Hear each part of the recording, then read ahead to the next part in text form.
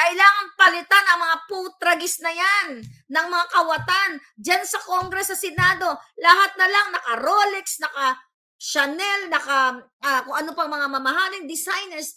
Pera nyo lahat ng bayan. Sinisira ang kalsada, tinatanggal OFW, nagpakahirap, nagpakaalila sa ibang bayan. Yung 4 na telepono, pasalubong niya siguro yan sa mga anak niya, kapatid niya, tatay niya. Ninanakaw lang dyan sa airport. Noong panahon ni Duterte, papalunok ni Duterte lahat sa'yo, pati bala. Walang ganyan. Pag-upo ni Duterte, takot ang mga nasa airport at nasa airlines. Pero ngayon, welcome to the Bangag administration. What's up mga kababayan, News That Matters here. Dito sa video natin ngayon ay ating panonoorin o pakikinggan si Madam Maharlika mga kababayan. Hindi na kailangan di umano ang eleksyon. Ang kailangan di umano ay revolutionary form of government.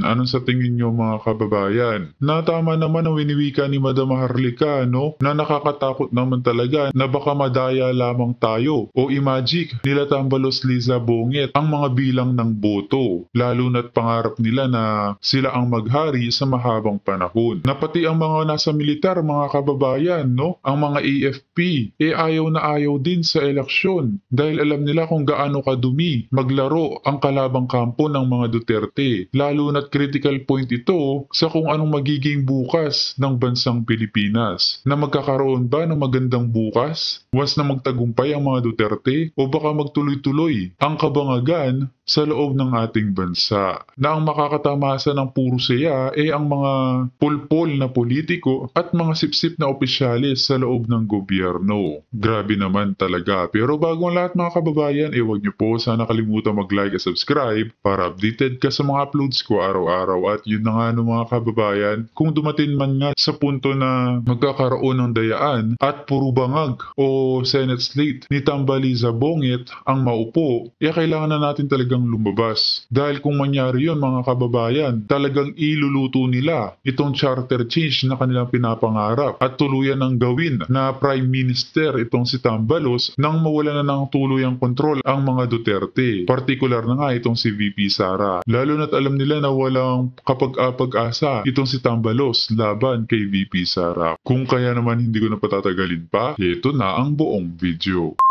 Smuggler, mafia sila. Kaya sabi ko, kung ako lang ang tatanungin nyo, dapat walang eleksyon.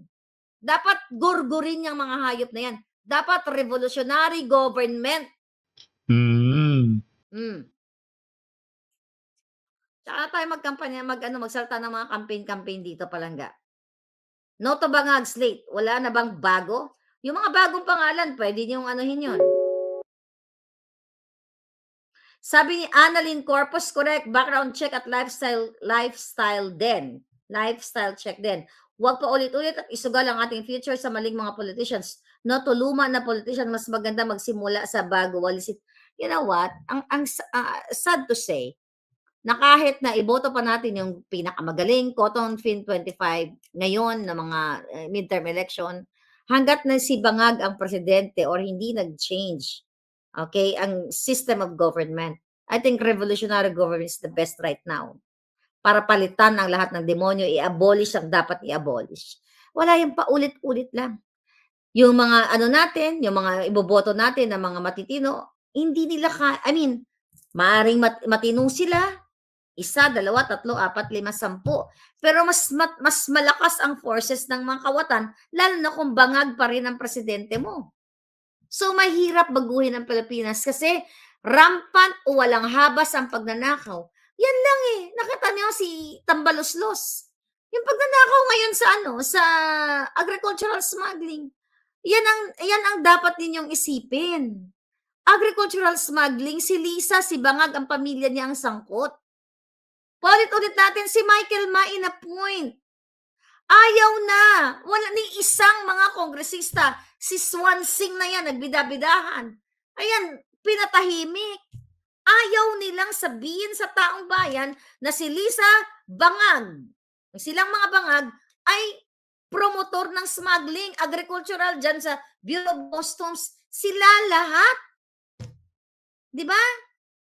Kaya nakakalungkot. Sa totoong wala akong gana sa totoo lang dito sa susunod na eleksyon na 'to. Kasi kung si Bangag pa rin ang presidente, mag-elect lang tayo ng mga konti. Na-elect mo si Attorney Vic Rodriguez, na-elect mo sila Lorraine, Badoy, na-elect mo kung sinong gusto mo na-elect, Marcoleta, yan, lumalaban yan sa Congress. But kung si Bangag pa rin, kontrolado pa rin nila. The best thing is, pumunta kayo sa kalsada, wakasan yung mga putang inang yan, panagutin lahat ang mga smuggler, panglagutin lahat yung mga bar dyan na nagdadrag ng mga bisita, mga foreigner or mga balikbayan para nakawin yung kanilang mga Rolex watches at kung ano-ano mga gamit nila, personal belongings nila, kasi malakas ang loob ng mga bar dahil may kapit kay Junior. O kaya, Madam Maharlika, mas mainam na wag na lang magbar kung ganyan lang din naman ang mangyayari. At saka wala namang magandang dulot ang pagsasaya ng ganun, no? Na puro alak, puro bar. Pero sa mga bars dyan sa Pilipinas, wala pong hustisya sa Pilipinas. Kitang-kita nyo kung anong ginawa sa KOJC. How much more na kayo ay pinatulog dyan sa bar na yan sa Taguig o kung saan pa man, sa Makati, saan pa ba mayroong bar. Tapos nanakawin yung branded mong mga suot. Kasi kasabot ni Bangag o kaibigan ni Bangag ang may-ari ng bar. At yung bar na yan, dyan din nagbabangag yung mga artista na kaibigan ni Sandro. Oh, di ba? What kind of country na meron ang Pilipinas? Kaya huwag kayong masyadong tumutok sa eleksyon. I hate it. Ngayon, abala. Although naintindihan ko naman. Kasi kaysa naman hindi kayo lumaban. Kaysa naman pabayaan nyo yung mga bangag. Okay lang yan. Yung mga nagpa-file ngayon ng mga COC. Ayun, wala naman akong against dyan. Kaso lang, dapat inuunan nyo kung paano kayo makipaglaban. Revolutionary government ang solusyon ngayon. Kailangan palitan ang mga putragis na yan ng mga kawatan. Diyan sa Congress, sa Senado, lahat na lang naka-Rolex, naka-Chanel, kung ano pang mga mamahaling designers. Pera nyo lahat ng bayan. Sinisira ang kalsada, tinatanggal OFW, nagpakahirap, nagpakaalila sa ibang bayan. Yung 4 na telepono, pasalubong niya siguro yan sa mga anak niya, kapatid niya, tatay niya. Ninanakaw lang dyan sa airport. Noong panahon ni Duterte, papalunok ni Duterte lahat sa'yo, pati bala. Walang ganyan. Pag-upo ni Duterte, takot ang mga nasa airport at nasa airlines. Pero ngayon, welcome to the Bangag administration. Wala na pong takot eh. Ang parking ticket, di ba? Bigla na lang itinaas ng bonggang-bongga. Oh my God, Pilipinas kung mahal. Kaluoy man mo.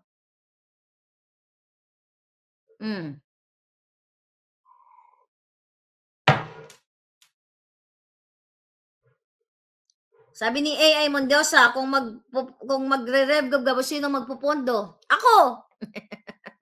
Manalo ko sa loto ng bilyon-bilyon, pupondahan ko kayo. No, you have to speak up. Kailangan yun lumabas sa kalsada. Bala kayo, sinong gusto nyo? Iboto nyo si ganito, si ganyan, si ganon. Then what?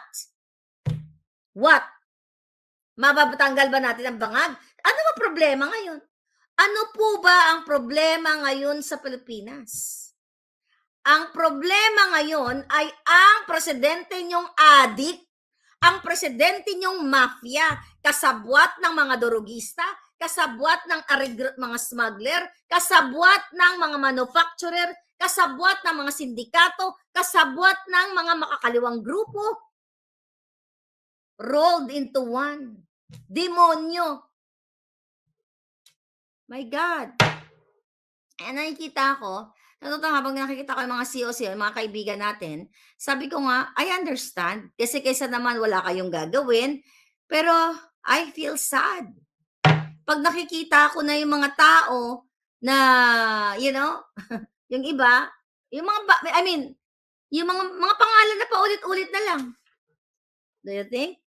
Susolusyonan nila kahirapan? Walang balls yung mga yan. Mga duwag. Kayong mga supporter ni De Lima, kayong mga supporter ng Liberal Party, nabigyan na kayo ng chance para ipaglaban Pero tignan nyo ang sinuportahan nyo. Kakampi na ng mga bangag. Di ba?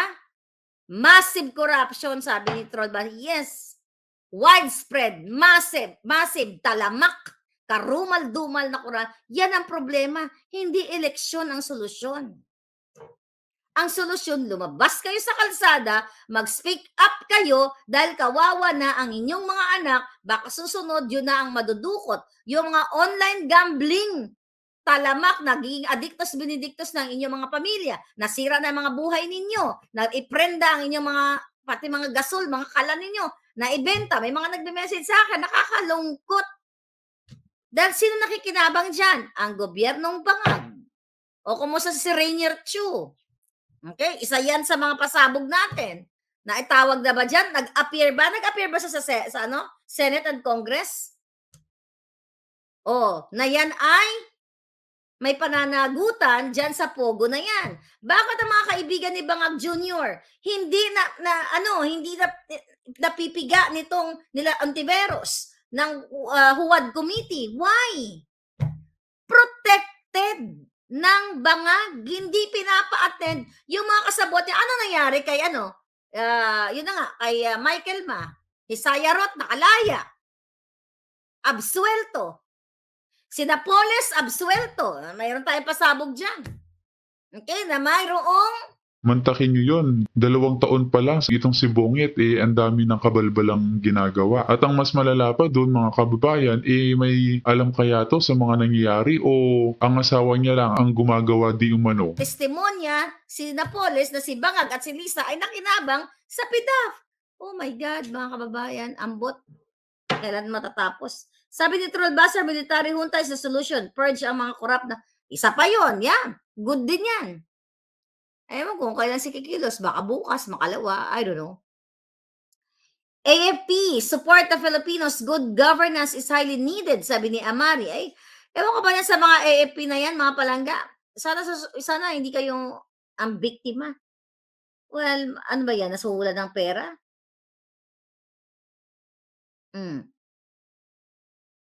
Military is the only way. Not only military. You people. People power. Peaceful revolution. Yan ang totoo. Kaso lang, ayaw nyo. Okay? Di wala tayong magawa dyan. Forever kayong, what? Hindi sila aalis. Hindi sila aalis kasi hawak nila ang pera. Binubusalan nila lahat, pati mga general. Kahit busalan nila yan, kung kayong mga Pilipino, kung kayong mga tao ay lumabas, ayun na nga, mga takot.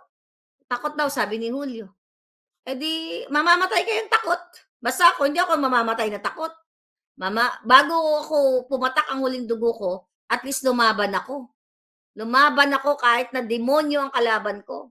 At least masaya ako na lumalaban ako. Kaysa naman ang buhay ko malungkot na nasuppress ako, katulad ng iba sa inyo, takot lumabas. Mamamatay din tayong lahat. Kung takot kayo, ipapamana nyo sa mga anak nyo, mga kapwa-apuan nyo. Basta ako, ininstill ko sa mga anak ko, lumaban kayo. Ngipin sa ngipin. Alindog sa alindog. What else? Grabe po, diya sa Tondo ngayon, nilas ang bag. Ano? Sabi ni Shika, grabe po. Tiya ko sa Tondo ngayon, nilaslas bag, bawat cellphone. Biktima niya, simba siya. O, kita mo yan? Kasi walang takot ang mga kawatan. At yung mga yan, baka sabog sa pinagbabawal na pulburon at alam nila na bangag ang presidente at walang pakialam sa tao. Kaya ganyan. Pag ganyan ang presidente nyo, adictus benedictus, walang pakialam sa Pilipino, magsaksakan kayo dyan, mag-orgihan kayo dyan sa kanto, wala silang pakialam sa inyo. Sabi ni Cotton Finn, feeling ng middle class, di sila affected, kaya deadma. And they're wrong, middle class and the poor are affected. Exactly. Pagtaas ng bills, pataas ng mga bilihin, walang maayos na infrastruktura. Middle class? My God. Ano ba ang category palangga? Can you educate us? Comment ka nga dyan. paano maiko-consider na middle class ang mga Pilipino? Ito ba yung mga nag-oopisina na nakakabayad ng rental nila? Maraming mga nag-oopisina nangungutang din. Hindi makabayad ng kanilang mga bills. Bumaba na sa market ang illegal na asin. Sabi ni Trollbuster. Sabi ni Crisanto Jr., we will fight for them through this coming election. No, palangga. Election is not a solution. If you will fight, fight now. Get out sa inyong mga bahay at dyan kayo sa kalsada at ipahayag ninyo ang inyong mga damdamin, mga saloobin. Sabi ni Melvin, usually madam, ang earning niyan mas 100,000 a month. Middle class, 100,000 a month? Magkano sweldo ng banker ngayon sa opisina? May banker ba dito? 100,000 na ba? Magkano renta ng bahay? Yung mga simple payak, siguro 15,000, 20,000. Okay, expenses mo.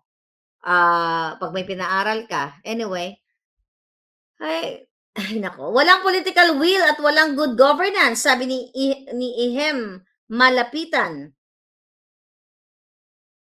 Si Bronner kasi spoiled, laging nasa labas ng bansa, nagliwaliw, kasama yung wife at mga katropa, sabi ni Renato Visitasyon. Sabi ni Innocent Alpine Village, wala pang 100K. Okay, sabi ni Joey 52, 70K middle income yan. Ang 50,000, that's $1,000, ano? Maliit yan. You can make, 50,000. Sabagay, kaysa sa wala. 80,000. Masaya na ba kayo sa 80,000? Akala ko dati pag kumita ako ng, alam mo, ang buhay talaga ng tao, no? Magkano ang sweldo ko dati na sa Pilipinas? Ako noong 2001. 12,000 pesos a month. 2001. 12,000 a month plus commission, So, medyo okay na noon. May mga commission ka pa. Ang buhay pala, no? Parang, okay. Let's say, kumita ka ng 50,000, parang okay na. Kumita ka ng 100,000, okay na. Naka-commission ka. Pagpunta ko ng Amerika, siguro, mga first month, kumikita ako ng $3,000 to $4,000. You know, turista pa lang ako noon. Di ba? Turista pa lang ako, 3,000, 4,000. Parang, malaki na, pero kulang habang nag-upgrade ang buhay mo. Yung 4,000 hanggang sa yung 5,000, parang kulang pa rin. Yung 6,000, parang kulang pa rin. Yung 10,000, kulang pa rin. My God. Talaga bag ganon ang buhay ng tao. Parang the more na tumataas ang sweldo mo, the more na tumataas ang lifestyle. Well, hindi naman lifestyle. Siguro dahil magastos ako sa bakasyon. Yun lang naman ang kanagastusan ko. At least wala akong mga designers. Kasi, may kasi ganon ba yung sistema na gusto nyo? I-invite kayo ng mga kaibigan, come with me, let's go back, let's visit the Philippines. Tapos wala kayong kamuwang-muwang, nag-e-enjoy lang kayo, you're just having fun, tapos biglang may tumusok, kaya mag-ingat kayo yung mga anak nila na yung mga mapalalaki, mapababae, may mga nabibili na cover or presence of mind, mga palangga. Pag umiinom ka sa bar, nakatakip kang ganyan. Pero kasi ako recently, hindi na ako pumupunta sa bar dito. Ang daming mga bar dito sa Hollywood. Mas nag-enjoy ako sa cruising kasi safe doon. Safe doon, lahat ng mga tao, naka-record ang mga pangalan. Then lahat nun, bawat sulok may camera. So ang kamas-malasan mo lang doon, pag nalasing ka, ang risk lang sa cruising, pag nakipagkilala ka sa mga boylet doon, tapos may saltik, tapos pabuhat-buhat ka, parang si Jack and Rose, kasi laglag ka doon sa ocean. Diba? Yun na yung risk doon. Pero in terms of yung lalagyan ka ng mga ng mga pampaborlog. Yun? I may say 0%. Maybe 0. Maliit na porsyento. Unless kung bangag talaga yung nakasakay doon.